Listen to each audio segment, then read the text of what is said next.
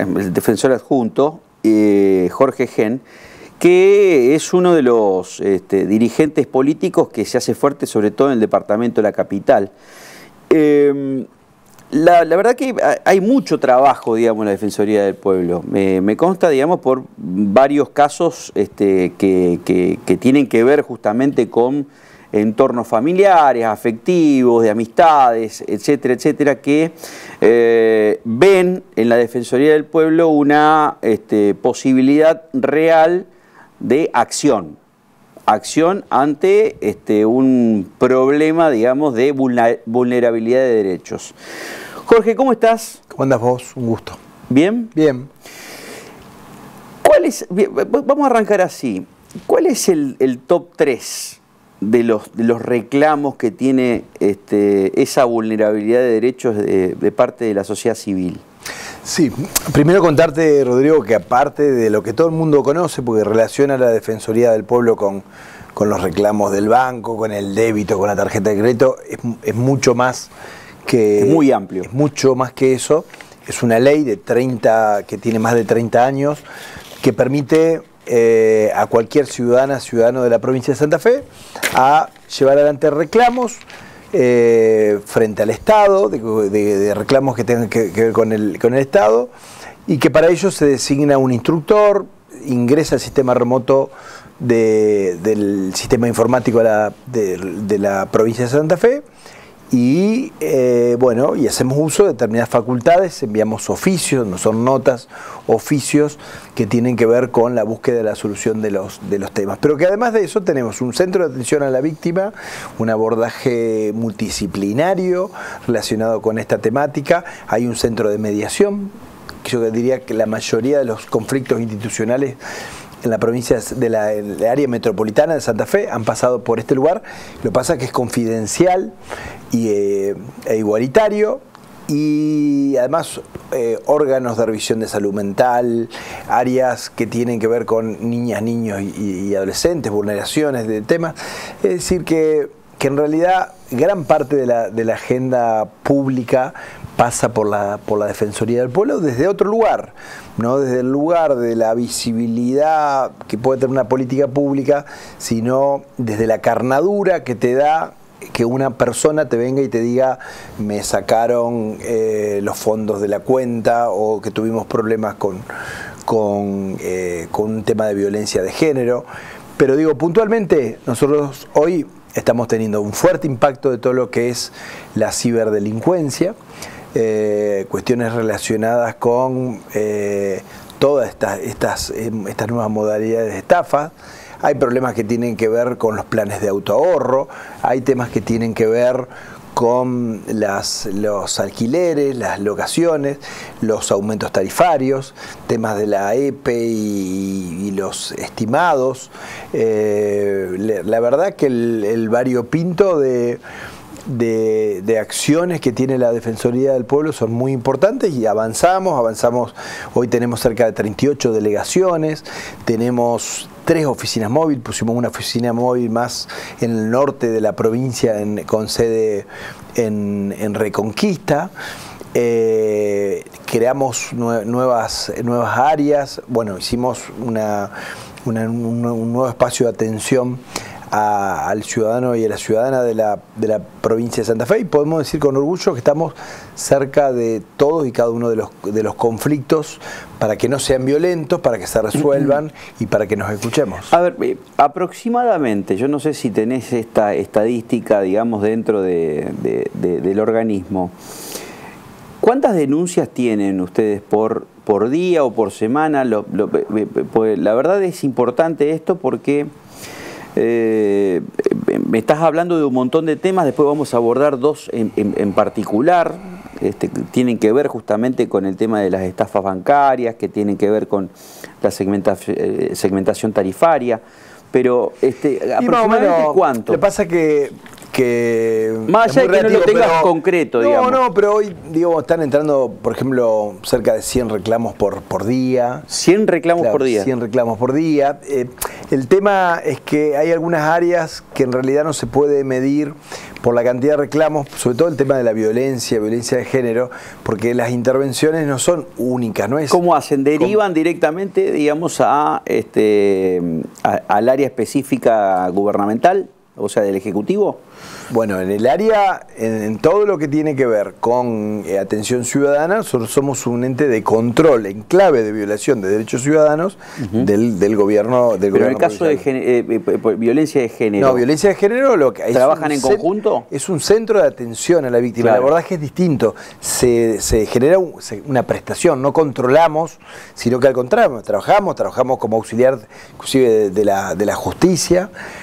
Ahí hay un abordaje multidisciplinario, hay psicólogos, psicólogas, asistentes sociales, abogados, abogadas, donde la forma de abordaje del tema es diferente quizás al estrictamente jurídico y tiende fundamentalmente a entender de que cuando se produce un delito hay un daño producido a una víctima que es único e irrepetible y que lo que se busca desde el abordaje psicológico y de algunos otros es restaurar ese daño producido.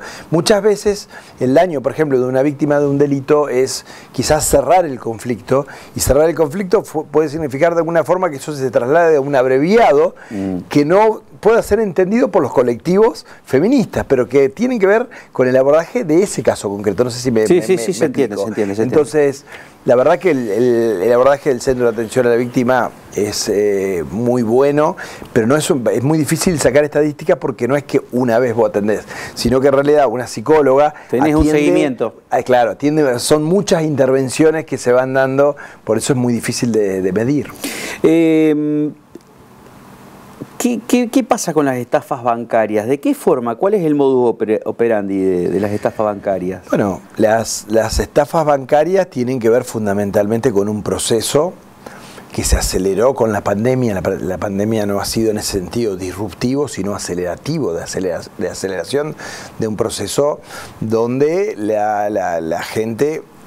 necesariamente su continente es todo el sistema informático. Entonces, a partir de ahí han aparecido nuevos delitos que tienen que ser abordados desde la responsabilidad del Ministerio Público de la Acusación, investigando los delitos, desde la justicia civil también, que es un actor que a veces no se menciona por la cuestión de lo que tiene que ver con las cautelares y el congelamiento de los fondos, y hay evidentemente una responsabilidad bancaria que tiene que ser puesta arriba de la mesa fuertemente, porque hoy no... Pero son bandas que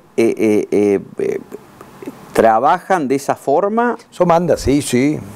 En algún caso se han detectado en Córdoba por los números siempre cerca de lugares donde hay servicios penitenciarios. Y además tienen... ¿Qué hacen? ¿Una transferencia por tal cosa, digamos? Exactamente, se hacen transferencias, inmediatamente pasan a otras cuentas y después es muy difícil localizar la plata. Lo que sí es cierto que los bancos tienen que hacer un aporte muy importante en ese sentido. Yo se lo he planteado tanto en la ciudad de Reconquista, en Chaco. El viernes estuvimos reunidos los defensores y defensoras de la provincia de Santa Fe. Los bancos se tienen que hacer responsables. No alcanza con decir, no, mirá, nos dio todos los datos, no podemos hacer absolutamente nada. Hay herramientas. Debe haber atención las 24 horas, tiene que haber mecanismos de validación, sistemas biométricos que permitan la identificación de la persona que es el titular de la cuenta. Hay que analizar lo que se llama la matriz de las transferencias. ¿Qué es la matriz de las transferencias? digamos, si un abuelito, un jubilado, hacía 2 débitos y pagaba de golpe y porrazo, se saca toda la plata de su cuenta, tiene un préstamo, manda, compra dólares, digo, algo raro hay que no responde a la estructura de los movimientos. Entonces, ahí tiene que haber gente mirando. También en las páginas web, digamos, no puede ser que un banco no tenga alguien que googleando no observe que el segundo lugar o el tercer lugar aparezcan cuentas truchas. Existen también apps que son determinadas para determinados clientes. Por ejemplo, mi viejo va a comprar con billetera Santa Fe, va a sacar, pero no va a hacer determinados movimientos. Entonces, tiene que haber, y en esto también, apps especialmente pensadas para personas que tienen una línea de trabajo especializada. Y en algunos casos los bancos, que son los que tienen la operación comercial, se tienen que hacer responsable de este tipo de temas. Los sectores financieros han ganado siempre a la Argentina y hoy entiendo que tienen que poner muchísimo más, porque cuando vos te pones a charlar con una persona, como nos pasa a nosotros y a la Defensoría del Pueblo, que perdió todo, que se endeudó y que el banco lo único que le dice, mira, te podemos refinanciar, ¿qué? Pareciera como que hubiera una cámara oculta si no hubo ninguna acción por parte de la persona damnificada. Bueno, estos son algunos de los temas que tratamos en la Defensoría. El último, y me parece que es interesante, digamos, en lo que viene, porque recién estábamos hablándolo con el ministro Corach, que el ajuste, desde que es superministro, digamos, Sergio Massa, puede afectar directamente a las provincias, o pueden llegar a ser las más afectadas. Sí. Y en distintos rubros: salud, educación, infraestructura, etcétera, etcétera. La segmentación tarifaria, las tarifas, ¿cómo pensás vos? Porque si hay un ajuste, también está el boomerang, porque habitualmente siempre que hay un ajuste en las tarifas, se cortan los subsidios, suben las tarifas. ¿Cómo pensás vos que debe ser esa segmentación? Primero, que no se puede tener semejante grado de improvisación. Después, digo, una Defensoría del Pueblo, en mi caso como defensor, voy a hacer un juicio de valor acerca de una decisión política de ordenar o no las cuentas, llámese ajuste, llámese como quiera. Ahora bien, acá quedaron 4 millones de personas afuera del sistema de segmentación, que van a pagar el 20% de aumento ahora de la EPE, después el 30%, digamos, yo creo que de acá a un año esa línea de los sectores altos de la sociedad, que son personas que ganan más de 350.000 pesos, una persona que está a cargo de una planta de una estación de servicio, que su señora tiene un monotributo porque es profesional, y un chico con una adolescencia tardía, 35.000, que gana 35 o 40.000 pesos, lo deja fuera de la segmentación. Me parece que además lo que parece hoy una fortuna, con una inflación no abordada, mañana no lo es. Entonces, nosotros queremos alertar fuertemente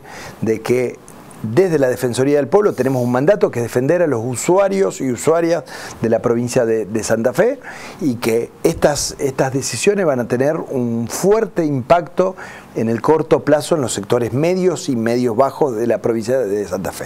Tiene que haber audiencias públicas porque se ha novado, es decir, ha cambiado el sistema de segmentación, que al principio iba a afectar a 700.000 personas, después a 3 millones, y hoy va a terminar afectando cerca de 5 o 6 millones de personas. Entonces, nos parece, y después está la otra cuestión en la provincia de Santa Fe, con la EPE, cómo se va a hacer, porque la empresa provincial de la energía tiene que discriminar lo que es generación de energía, de lo que es transporte, de lo que es distribución, de lo que es impuesto, lo que la EPE cobra un valor de distribución. Y además porque en el caso de la provincia de Santa Fe hay un límite de consumo, que todavía tampoco está claro en qué sentido va a ser. La ciudad de Santa Fe y el área metropolitana tienen temperaturas muy altas, entonces tiene que haber ahí un análisis particular, ¿no? El aire acondicionado... O sea, vos te referís al veranito. al veranito. Digo, en principio el aire acondicionado no es un elemento suntuario o de lujo en una ciudad y una región que tiene las temperaturas que tiene. Pero digo, puntualmente, digamos, el ajuste no puede afectar a los sectores medios y medio bajos de la provincia de Santa Fe. Va a haber cerca de 320.000 santafesinos, que es Rafaela, Reconquista, Venado Tuerto y Santo Tomé juntas, con gente que no se ha inscrito en el formulario, y estos temas hay que ponerlo en la agenda porque en estos momentos se están discutiendo. El viernes fui a Chaco a plantear que ATPRA, que es la asociación que reúne a todos los defensores que estuvieron en Resistencia, para que se suspenda este proceso en forma inmediata, para que no se siga improvisando, porque tenemos muchos el juicio de valor, que esto es absolutamente impracticable. Jorge, siempre es un gusto y vamos a seguir invitándote para hablar sobre estos temas, digamos, que son, repito, vulnerabilidad de derechos. Es así. Vulnerabilidad de derechos. Gracias. No, por favor, gracias a vos.